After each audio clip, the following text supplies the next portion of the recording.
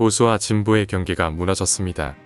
이재명 대통령과 홍준표 전 대구시장의 비공개 오찬. 이건 단순한 식사가 아니라 대한민국 정치의 판을 싹 다 갈아엎는 역사적 과사입니다. 부동산 불패 신화를 깨부수려는 이재명의 강단에 보수의 큰 어른 홍준표가 전격 호응하고 나섰습니다. 특히 국민의힘 내분이 극에 달한 시점에 민주당 김부겸을 지지하며 보수의 품격이 무엇인지 똑똑히 보여주는 홍준표의 위상.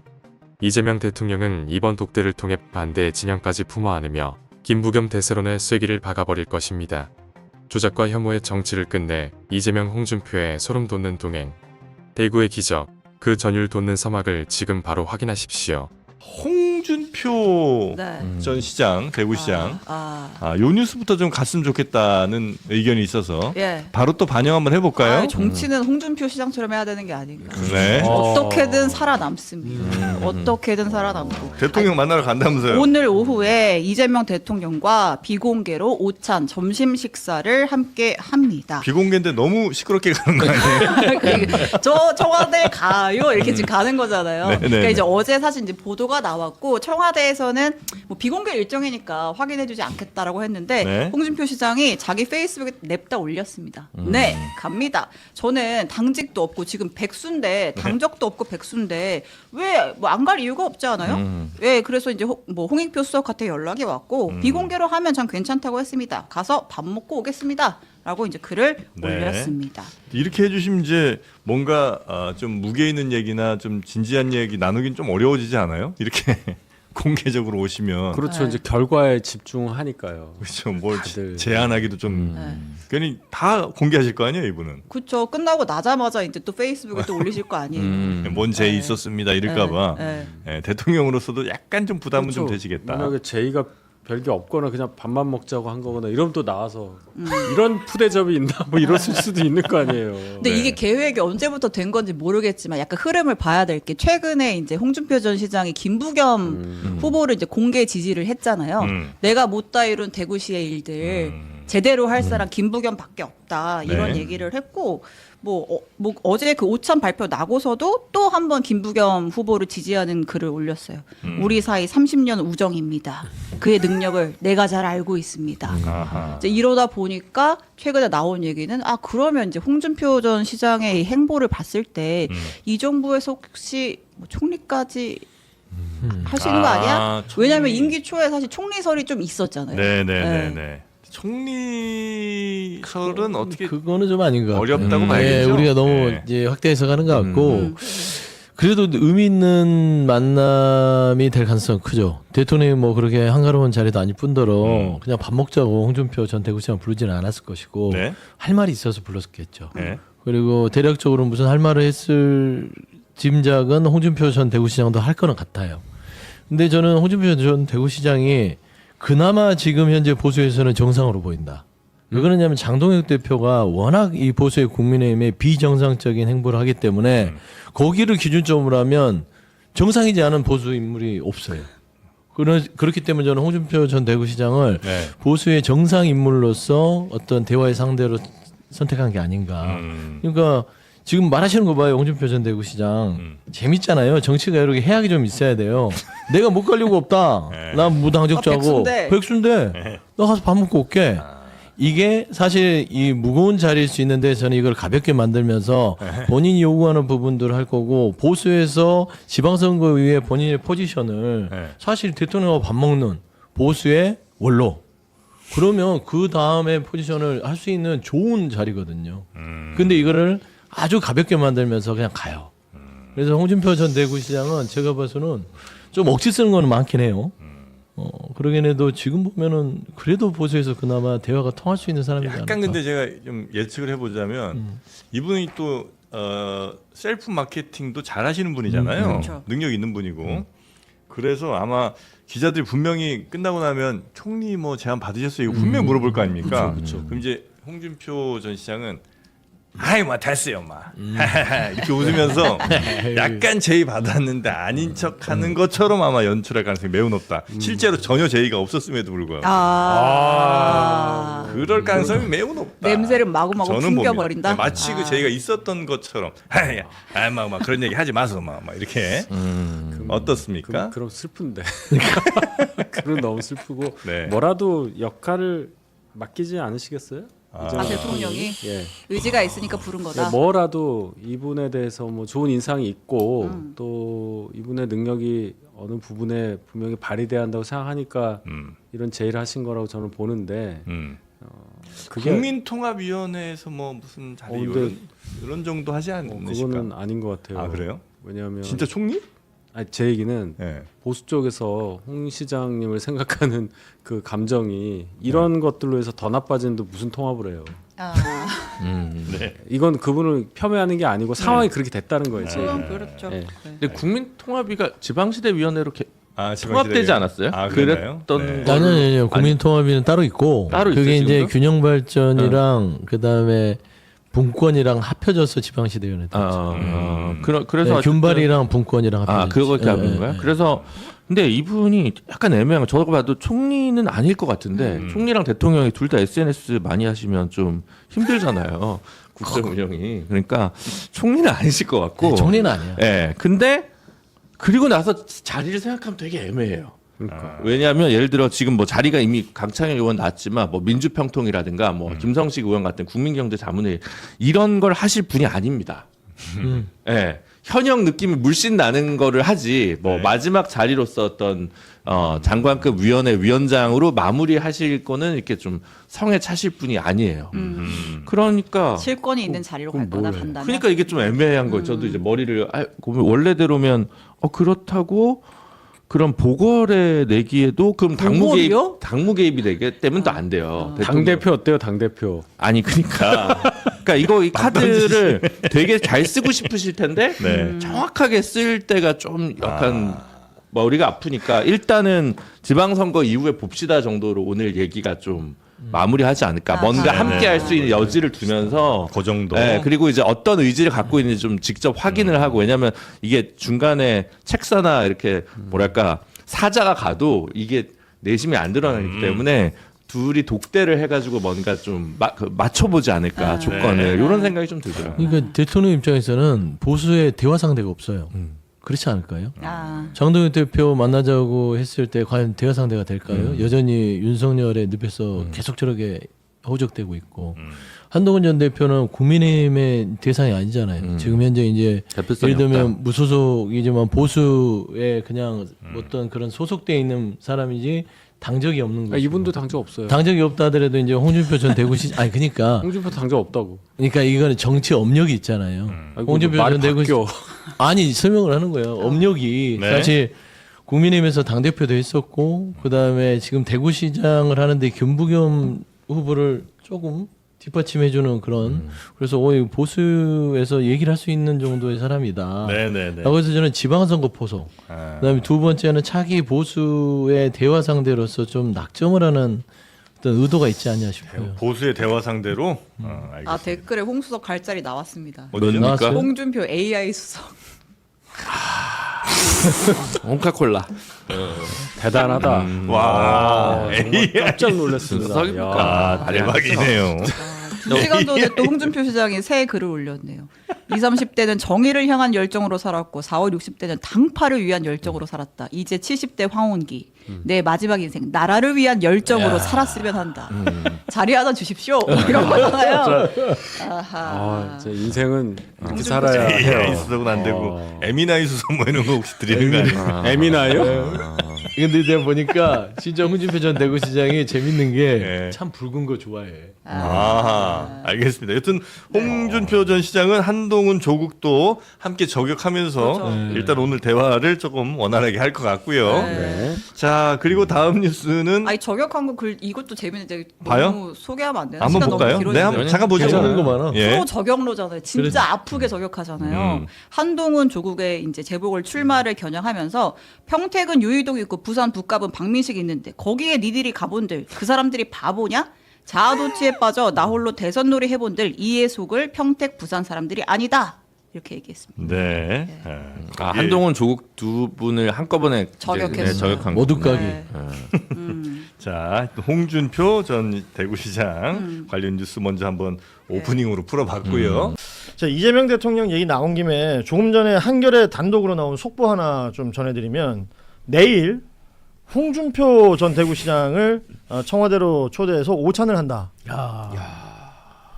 강성필 부대표님. 아니 이제 확실히 아니 뉴스를 전했는데 다들 이야 이러고 있으면 어떡해. 이재명 대통령은 지금까지의 정치인들 중에서 확실히 다른 초심을 가지고 있다. 그러니까 확실히 스트리트 파이터다. 그래서 예기치 못한, 그러니까 원래 국민들도 그렇고 정치권도 그렇고 예. 주목이 되고 관심을 갖는 것이 의외성, 전혀 생각하지 못했을 때 그러면 왜 만날까? 그러니까 홍준표 대구시장이 사실 최근에도 김부겸 이 대구시장 후보를 이제 지지선언 해가지고 한참 뭐 총리 가려는 거 아니야? 예. 사실 뭐 이런 뭐 현실적으로 좀 어려운 그런 어떤 의심을 받고 있는데 어쨌든 대통령께서 그래도 나름대로 보수에서 대통령 후보까지 하셨고 또 대구에서 또 시장도 하셨던 지중 있는 정치인에 대해서 만난다는 것은 한 어떤 내용이 나올지 모르겠지만 좀 기대는 되는 것 같습니다. 그래요. 근데 현직 정치인이 아니라서 진짜 의제를 설정하는 능력은 정말 지금까지 역대 없었던 대통령인 것 같아요. 왜냐면 지금 거의 일주일 동안 우리가 부산 북구에 누가 가냐 뭐 하냐 이렇게 천착해 있었는데 바로 화제를 전환해 버리잖아요. 예. 나는 내가 끌고 갈 거야라고 어떻게 보면 주도권을 놓지 않는 모습이다라고 보고 싶습니다. 이정주 기자. 예. 홍준표다 내가 이재명 대통령 만나러 간다. 이 기사가 나오자마자 이정주 기자가 홍준표 전 시장한테 전화를 했대요. 네. 아니 원래 이제 전화를 잘 받으시는데 요새 잘 안 받으세요. 요새 잘 안 받는데 그 제가 이게 방금 들어오기 직전까지 했는데 잠깐 끊으려고 하다 잘못 받으신 것 같아요. 왜냐하면 딱 그 느낌이 있지. 네, 왜냐면 여보세요 이 타임이 약간 한 2, 3초 딜레이가 있으시더라고요. 그래서 제가 이제 물어보니까 짧게 하고 이제 그 페이스북이 뭐 다 썼으니까 뭐라 했는데 얘기를 이제 그 잠깐만 하고 이제 끊어졌는데 본인이 통화 안 하시려고 해서 근데 이제 본인은 이제 만난다는 거를 이 기사가 나온 줄 모르고 전화를 하신 거예요. 저랑 통화할 때는 기사가 나왔어? 기사 나온지 몰랐구나. 네, 네. 제가 이제 처음에 첫 질문을 내일 오찬 하신다며 하니까 무슨 오찬 이런 식으로 기사가 나왔다고 하니까 시침 뚝 떼고 네, 예. 기사가 나왔다니까 약간의 정적 포즈가 있었고 이제 그 얘기만 하더라고요. 딱 하고 끊어진 게 홍익표 정무수석. 예. 네, 거기가 이제 다리를 놨다. 이게 뭐 그 무슨 남양홍 씨인가? 뭐 제가 볼 때 임기응변을 만드신 것 같아요. 만드신 것 같아. 남양홍 씨 당문계 남양홍 씨라고. 그렇게 라인을 만들어요. 네, 남양홍 씨 이제 이게 친족간에 그렇게 해서 이제 이어진 거다. 뭐 별다른 정치적 의미를. 그러네. 홍익표. 네. 홍준표. 네. 표자 돌림인가 보다. 네. 원래 홍하고 표자가 이게 돌림자예요. 그렇죠. 예전에 그 배우 중에 홍학표. 네. 홍일표. 예전에 의표. 네, 홍문표. 예, 의원들도 참 많았어요. 네. 그 라인업이다. 다 남양홍 씨일 거예요. 예, 보나마나. 홍씨 분들 중에 이름 끝에 표자 들어가신 분들은 한번 연락해 보시기 바랍니다. 예. 정무수하고 연락하면 됩니다. 어차피 같은 집안이에요. 네. 내일 오찬에서 어떤 얘기 오갈까요? 2022년 대선에 이재명 대통령 후보가 통합정부라는 것을 제안을 합니다. 그때 홍준표 후보가 후보에서 떨어지고 난 이후입니다. 그때도 두 분 통화하시지 않았을까요? 혹시나 한번 제가 가정도 해보고요. 예. 이거는 이재명 대통령의 소신이에요. 이재명 대통령의 소신이라는 게 한국 사회에서 극우 냉전 세력을 소수로 몰아내고 중도 보수까지 포괄하는 통합적 정치를 해보고 싶다는 생각을 오랫동안 하셨고요. 그리고 사실은 이게 문재인 정부가 이걸 못 이루어냈어요. 문재인 정부가 2017년 3월 15일 날 대통령 선거 전에 통합정부위원회라는 걸 띄웁니다. 예. 그래가지고 대통령이 되면은 탄핵에 찬성했던 모든 세력이 연합해야 된다는 이야기를 하는데 집권하고 난 이후에 못해요. 그래서 우리가 다수파가 못된 거예요. 그런데 이재명 대통령은 후보가 되는 순간 그 이야기를 보고서를 받아요. 그러면서 통합을 해야 된다. 통합을 해야지만이 수구 냉전 세력을 소수로 만들고 오랫동안 우리가 집권을 하면서 한국 사회를 근본적으로 바꾼다라는 생각을 하고 계시는 거고 이걸 저는 차곡차곡 좀 진행을 하고 있다. 그렇게 보고 있습니다. 자, 내일 점심시간 이후 이 오찬 이후에 어떤 뉴스가 또 나올지 또 모르긴 몰라도 이제 홍준표 전 시장 같으면 굉장히 또 미디어랑 친화적인 인물이라서 분명히 무슨 얘기가 있을 텐데. 예. 이 정치권에 유명한 말이 있어요. 그 홍준표 전 대표 있잖아요. 캐릭터가 절대 적으로 두면 안 되는 1인. 네, 그러니까 같은 편이라 해서 크게 도움은 안 되거든요. 솔직히 말해서 뭐 표가 모르겠어요. 뭐 홍준표라 해서 표가 도움이 많이 되냐. 오늘 컨디션 좋아. 네, 아니, 국민의힘 사람한테 물어보면 그닥 득점에는 별로 도움이 안 되는데 적군으로 돌리잖아요. 죽습니다. 진짜. 골치 아픈. 네, 홍준표 전 대표한테 찍혀가지고 살아난 사람 거의 없어요. 그런 캐릭터들이 있죠. 네. 예, 정치권에서 대표적인 인물 중에 한 사람이 홍준표 전 시장일 텐데 내일 오후에 저희 또 방송할 때 관련된 뉴스 전할 수 있을 것 같고 매 선거마다 별 주목을 끌지 못했던 대구가 핫플레이스로 부상했습니다. 바로 이분 때문입니다. 대구를 들썩이게 만들고 있는 장본인 김부겸 민주당 대구시장 후보 그리고 영원한 그의 동지 인매인 민주당 의원 모셨습니다. 두 분 안녕하십니까? 네, 안녕하십니까? 네, 안녕하세요. 박수 한번 치고 갈까요? 출마 예견 서울에서 그때 하시고 비 오는 날 대구에서 하셨는데 연설문의 원고에 있던 내용이었습니까? 뭐 줄거리는 다 준비를 해가 갔죠. 갔는데 네. 아무래도 이제 대구 현장에 가니까 네. 막 사투리가 튀어나오니까 막 제 가슴 속에 좀 맺혔던 이야기 이런 것들이 저도 모르게 조금 튀어나온 것 같습니다. 네. 요즘 후보님 보면서 여러분들이 말씀을 하시는 게 1번 독해졌다. 2번 뻔뻔해졌다. 이 얘기들 합니다. 그러니까 김부겸 총리 입에서 육두문자를 들어본 건 아마 처음인 것 같고 모르겠습니다. 사석에서 하시는지 모르겠습니다만 처음인 것 같고 그 다음에 이번에 후원금도 피 같은 돈이라도 좀 보내달라. 10원짜리 하나 허투루 쓰지 않겠다. 이번만은 이기겠다. 이렇게 얘기를 하셨는데 실제 독해진 거예요? 아니면 뻔뻔해지신 거예요? 원래 그런 성정이셨습니까? 잘 아시잖아요. 원래 그런 성정이라기보단 이번 선거가 물러설 수 없는 선거잖아요. 반드시 이겨야 하는 선거. 출마의 의미를 두는 선거여서는 절대로 안 되는 거기 때문에 저는 오히려 그런 자세로 이번 선거를 임하는 게 오히려 지역 주민들이나 캠프에서 선거를 돕고 있는 사람들한테는 큰 힘이 되고 있다고 생각을 합니다. 누구보다 대구 오시길 바라셨잖아요. 바랬지요. 제가 그때 기자회견 끝나고 내 마음으로는 안아주고 싶은데 사람이 너무 많아서 제가 그렇게 얘기했거든요. 그때 국회에서 옆에 계실 때 눈물 흘렸던 그 장면도 제가 기억이 납니다. 어떻게 하셔서 7기 총리를 하셨던 분이 다시 대구로 가게 되는 결심. 대구여서입니까? 아니면 대구 경북에서 뛰고 있는 그 수많은 후배 동지들의 안쓰러움 때문입니까? 무엇입니까? 뭐 이제 결국 두 가지입니다. 하나는 지금 대구 사정이 정말 저도 그동안 이제 한 현장에서 떠난 지 한 4년 됐잖아요. 네네. 그래서 정말 대구 사정이 이렇게 어려우리라고는 생각을 안 했는데 옆에 있는 임미애원을 비롯한 우리 후배들의 압박 또 여러 이제 제 오랜 인생의 운동권이나 뭐 이런 인생의 선배들이 정말 이래 어렵다는데 그럼에도 불구하고 한번 해보겠다는데 자네 혼자 편하게 그렇게 지낼 수 있겠어? 라는 이제 그런 압박도 있었지만 야 그렇다고 제가 이제 거기서 국회의원에 다시 당선되면서 뭐 그 이제 후광으로 장관도 하고 총리도 했는데 그 대구에 뭔가 신선 비전 갚아야 되지 않겠냐라는 그런 생각이 들어서 그래 뭐 정치 인생에 한번 이런 정도 또 부름을 받았으면 가서 한번 정말 뭐 목숨을 걸다시피 하고 한번 해줘야 되는 거 아닌가 해야 되는 거 아닌가 하는 그런 책임감이 들었습니다. 돌아가신 분이 노무현을 닮았다는 얘기 많이 듣지 않습니까? 종로를 버리고 한 분은 부산으로 가셨고 또 경기 군포에서 삼선을 하셨는데 바로 또 대구로 내려가서 지금 이번에 도전하면 몇 번째 도전이시죠? 대구에서만? 5번째인데. 그 중에 한 번 수성갑 예, 했었죠. 그때 60% 넘는 득표율 한 번 하셨고. 네. 참 아픔의 역사이긴 한데 대구는 그렇습니다. 약간 민주당에게 보면 영남 중에서도 특히 동부 라인 중에서도 대구와 경북만큼 가장 불모지인 곳 아니었습니까?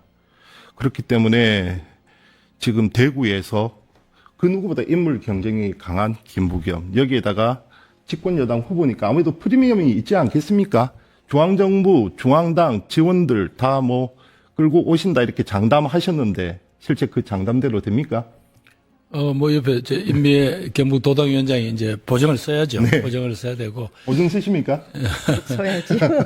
제가 보기에는 이게 이제 그냥 한 지역이 뭐 소외됐으니까 뭘 좀 동양제를 더 잘 달라 이런 게 아니고 우리 민주당 또 이재명 정부의 철학이 뭡니까? 국토는 골고루 발전해야 하고 국토 어디에 살든 간에 그 국민이 말하자면 소외되거나 불이익을 받아서는 안 된다는 그런 우리는 철학이 있지 않습니까? 네네. 그 철학에 의하면 그동안 여러 가지 이유로 가까이 다가가지를 못해서 그렇지 대구 경북 시도민들과 우리 민주당이 뭐 힘을 합쳐서 이 지역을 발전시키고 국민의 삶을 낫게 하는 것 이건 저는 뭐 의무라고 봅니다. 그래서 우리 당의 정청래 당 대표를 비롯한 여러 중진 의원들이 우리 그 같이 한번 해보십시다라고 이제 약속을 했는데 뭐 정치인의 약속이니까 뭐 액면 그대로 다 믿지 못하지만 제가 했던 약속은 받아놨습니다. 예. 제가 아까 법적 조치를 취한다고 한 게 이게 안 되면 이게 소송할 거다. 알겠습니다. 이렇게 했습니다. 예. 대구에 내려가시네 어떻습니까? 시민들을 만나보셨을 건데 반겨주십니까? 예, 그거는 좀 확실히 달라졌더라고요. 네. 예전에는 이제 말하자면 저를 지지하더라도 석 지내가면서 힘내세요. 이번엔 찍을게요. 뭐 이런 정도였단 네. 말이에요. 뭐 그래도 그게 이제 은근히 힘이 되는데 지금은 뭐 저 멀리서 뛰어오면서 잘하세요. 이번에는 뭐 한번 도와드릴 겁니다. 이번엔 잘 될 겁니다. 주변에 누가 있든 없든 이런 이야기를 하는 분위기는 많이 달라졌습니다. 대구에 김부겸 사진 플랜카드 뭐 도배가 됐다고 하던데 네. 각 구청장 그리고 뭐 기초의원, 광역의원 후보들 다들 김부겸 후보와 함께한 사진들로 실제 네, 그렇습니까? 예, 맞습니다. 그리고 모든 후보들이 함께 찍은 사진을 SNS에 올리거든요. 그러니까 지금 선거는 유권자 입장에서 눈을 어디에 돌려도 김부겸이 보이는 선거입니다. 그러니까 캠프나 현수막을 통해서만 김부겸을 보는 게 아니라 내 골목에 뛰고 있는 후보들이 김부겸과 함께 찍은 사진을 내걸고 있으니 안 보고 싶어도 안 볼 수가 없는 외면할 수가 없는 김부겸 선거가 지금 선거입니다. 그러다 보니까 분위기도 많이 바뀌었고요. 일단 뛰고 있는 사람들이 큰 힘이 되고 있다는 얘기를 많이 합니다. 민주당을 밀어내는 이런 정서는 좀 많이 약화되었습니까? 아니면 좀 여전하기도 합니까? 그 대구 이야기는 그래도 우리 총님한테 드리는 게 더 좋을 것 같고. 뭐 아직 곤란하실까봐 제가. 아니 이제 아직도 우리 시민들 가슴 속에는 국민의힘이 좀 잘했으면 하는 바람이 아직은 더 크죠. 그런데 워낙 현재 국민의힘이 보이는 모습들이 대구 시민들이 보기에는 정말 뭐 어쩌자는 거야. 라는 그런 그게 있는 것 같고 또 거기도 여러 가지 그분들이 판단을 해보면 지금 국민의힘 지도부가 지금 현재 보여주는 이 정치적 메시지 가지고 대한민국을 앞으로 끌고 갈 만한 메시지가 아니라는 거 알거든요. 그러면 놓고 대구에서 우리를 지켜주십시오라고 하면 그럼 우리는 뭐 어떡하라는 이야기냐. 대한민국의 미래 우리 대구의 아들, 딸들을 위한 이야기는 한마디도 반영할 길이 없지 않냐라는 것 때문에 이번에는 조금 이 친구들 혼을 좀 내야 되겠어. 뭔가 민주당이 아직은 뭔가 좀 어색하지만 이 친구들이라도 그 회초리를 쓸 수 있으면 써야 되겠어. 라는 어떤 그런 좀 분위기가 좀 도는 것 같아요. 그래서 아까 임 의원님 좀 과장되는데 김부겸이 이 퉁퉁한 이 사진 써가지고 뭘 효과가 있겠습니까만은 제가 얼굴이 크니까 조금 그건 도움은 될지 모르겠습니다만은 그래서 우리가 같이 손잡고 한번 바꿔보자. 그리고 우리 한번 써보시라. 괜찮다. 좀 어색해서 그렇지 이 사람들 하나하나 다 골목골목 다 땀으로 누빈 사람들이다. 그동안 안 보셨지 않냐. 이번에 한번 봐주십사. 이제 이러고 우리가 있는 건데 그래도 이제 마지막까지 저희들이 늘 이렇게 귀 기울이고 열심히 해야 되는 거는 누가 이렇게 표현하더라고요. 국민의힘은 미워도 사고를 쳐도 아직은 내 자식쯤 되고 우리들은 열심히 하고 좀 일도 잘할 것 같은데 아직은 이웃집 자식 같다. 아직은 뭐 그런 말씀을 누가 하시던데 지금 딱 그 수준인 것 같습니다. 근데 저게 저런 정서가 당 지지율이 여전히 한 30% 정도 차이가 납니다. 실제. 예. 대통령에 대한 지지율은 그거보다는 차이가 그래도 이제 과반을 넘고 뭐 40% 후반대 이 정도이긴 한데 당 지지율은 여전히 30% 정도 차이가 난다는 거는 여전히 사람들 마음속에 말씀하신 것처럼 국민의힘은 내 자식, 민주당은 안 찍을 이유를 끊임없이 찾는 정당이 사실은 민주당이거든요.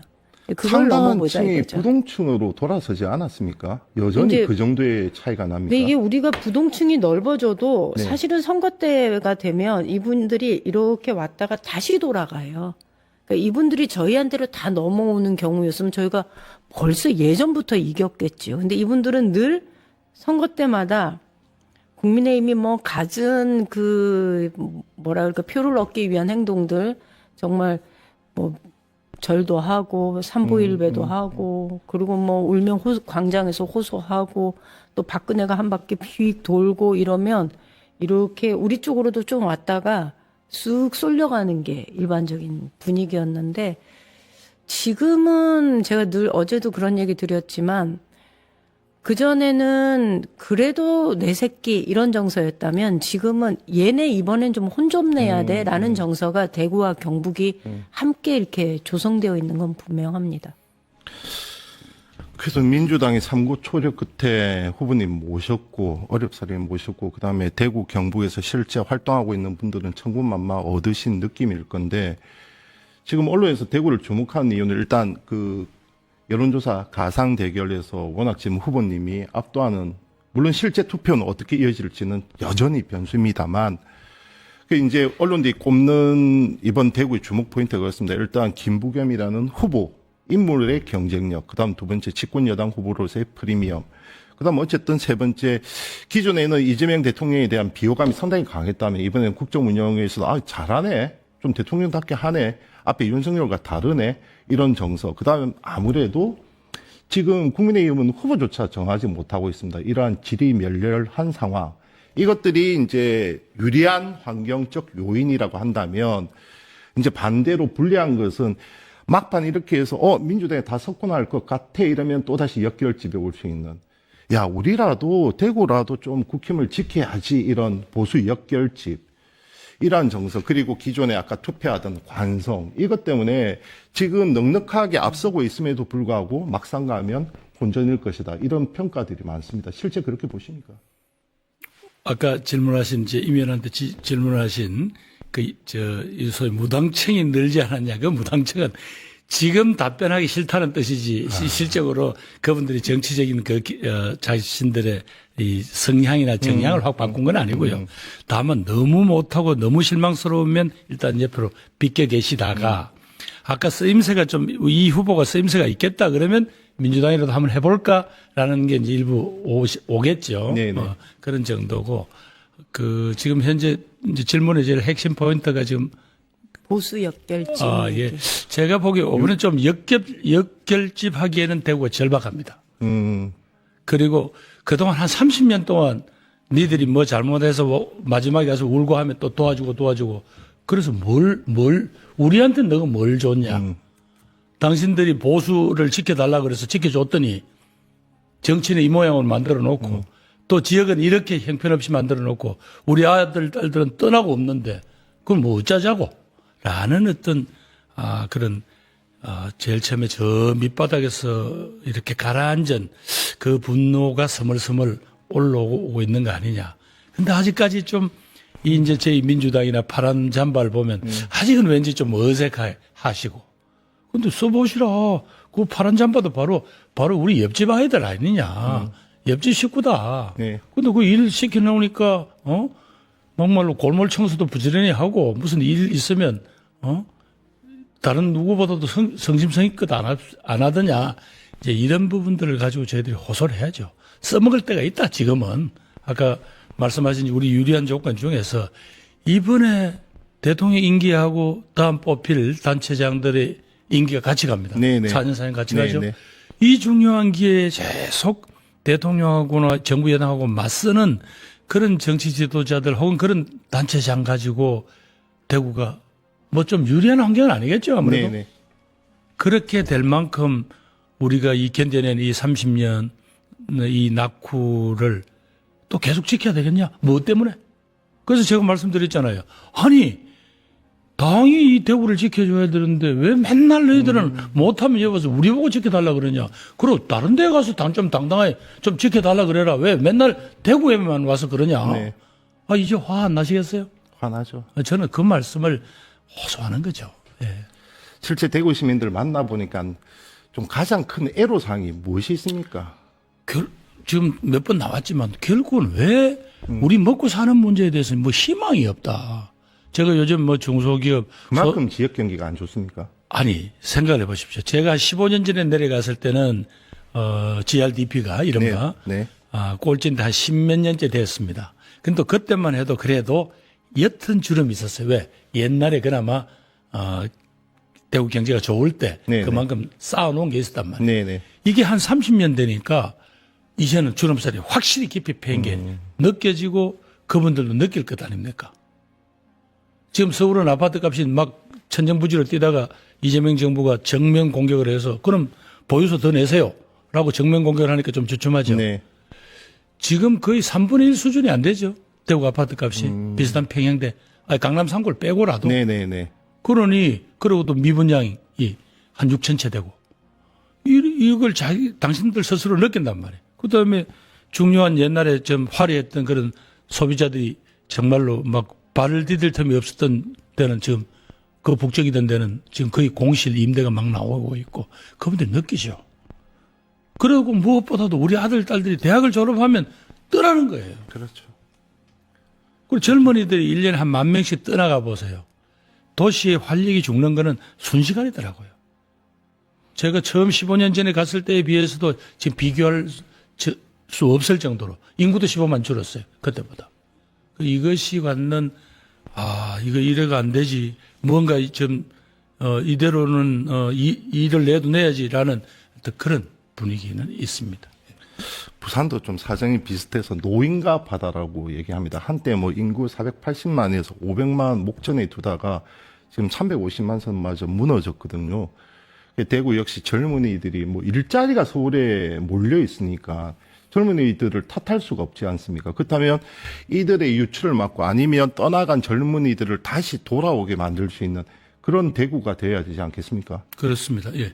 그렇다면 아무래도 이제 산업 기반, 경제적 기반 이것이 중요한데 여기에 대한 청사진은 어떻습니까? 그래서 이제 제가 공약을 따듬고 있습니다. 제일 이제 첫 공약이 결국은 지금 현재 뭐 갑자기 어디서 뭐 하늘에서 산업이라는 게 툭 떨어지는 게 아니니까 지금 현재 대구가 잘하고 경쟁력 있는 부분이 있을 것 아닙니까? 그게 이제 기계, 금속, 자동차, 부품, 섬유에다가 로봇 같은 최근에 시작했지만 경쟁력이 있습니다.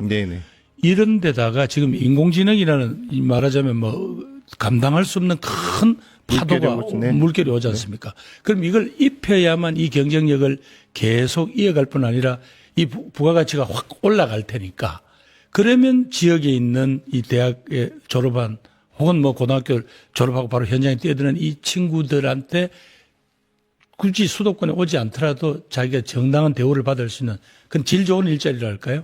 이게 만들어지게 되는 거죠. 그래야 이게 선순환이 됩니다. 그렇죠. 아니면 견디질 못하죠. 그리고 더 안타까운 것은 아들, 딸들이 떠나길만 할 뿐만 아니라 대구에 있는 이 결혼 중매 시장 자체가 거의 죽었다고 그래요. 젊은이들이 없으니까 또 이 중매를 하더라도 주로 선을 이렇게 수도권에 와서 본대요. 그 사람이 없으니까. 남아있는 사람들조차도.